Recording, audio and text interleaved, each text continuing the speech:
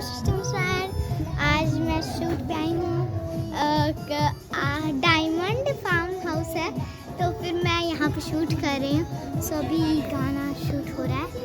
सो मैं आपको एक जादू दिखाऊँ? हाँ, एक सेकंड। ये दिखा रहा हूँ, नहीं दिखा रहे पापा। और ये कौन है? ये थोड़ा सा बताओ।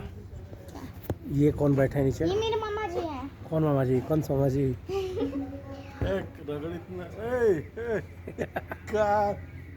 ये कौन है बेटा? ये मेरे अपने मामा हैं।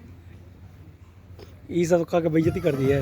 हम कौन सा मामा का माल दिखा रहे? रुकिए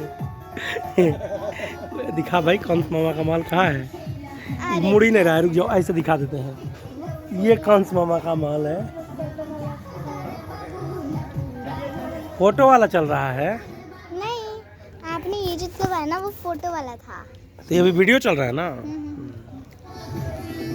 दिखाने पापा।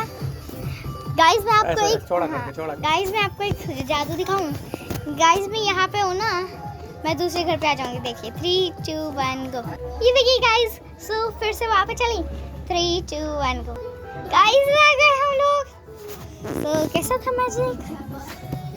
गाइस यहाँ पे शूटिंग हो रही है। सो गाइस अभी मेरा 2-3 लिप सिंक होएगा और कुछ लोग मेरे ही गाने पे डांस करेंगे। हाँ, मजा आएगा।